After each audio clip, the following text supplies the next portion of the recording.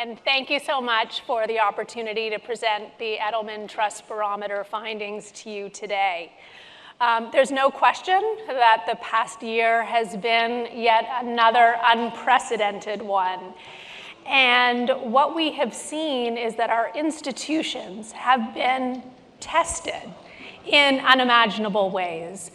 And it's not just the pandemic that has impacted and tested our institutions, but there are also a series of other existential crises: climate change, social injustice, jobs and automation.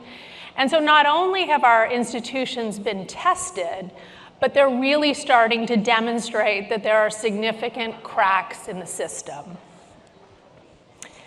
Now, in terms of our methodology, the Edelman Trust Barometer is the largest survey of its kind that looks at trust across 4 institutions, as Kelly said: business, government, media, and NGOs.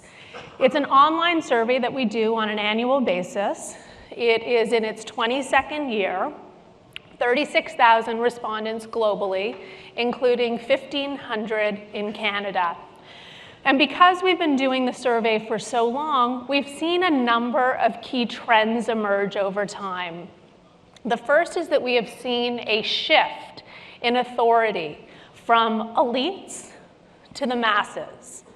We've also seen a growing trust inequality gap between the elites and the masses when it comes to our levels of trust in our key institutions. And unfortunately, over the last number of years, we have seen the rise of a battle for truth and the rise of misinformation and disinformation. The survey was conducted in Canada in late November of 2021. So as you look at the results, you need to think about them in the context of what was happening at that moment in time. This first slide looks at what we call the trust index, and it's the average trust scores across the 4 key institutions that we measure. And you see the results year over year amongst the general population. So you can see that those that are highlighted in blue are countries where the general population is trusting of their institutions.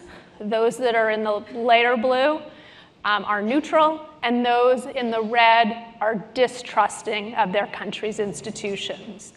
So when you look at Canada for the last 2 years, relatively stable, but we sit in the neutral category.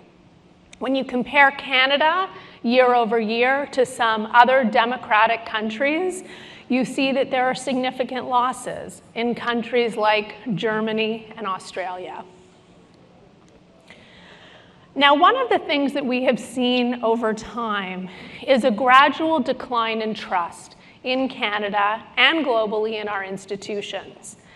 Now, when the pandemic hit, we decided to go into market in May of 2020 to see how people were viewing institutional responses to COVID.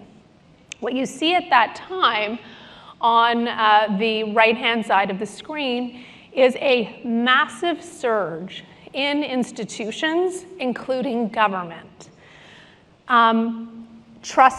We were trusting of government, business, and NGOs at the time, as well as my employer, because as we've seen a shift and a decline in trust in our major institutions, what we have seen is that people are trusting of my employer. Now, on the other side of the slide, you see that that's no longer the case. Aside from my employer, which we continue to trust, look what's happened to government, falling into second last place. And all of our institutions in Canada sit in the neutral category. So in this period of flux, people are actually looking at their employer as a source of trust and stability. Now, we also in Canada have a number of anxieties around societal fears. Number one, job loss, followed by climate change, cybersecurity, losing your freedom as a citizen, and experiencing prejudice and racism. And even though in Canada we have seen a level of stable institutional trust, what you see here is disturbing. When respondents were asked the question of whether or not they believe that they and their family will be better off in the next 5 years, only 34% of Canadians actually believe that to be the case. So there is a significant amount of economic pessimism amongst Canadians.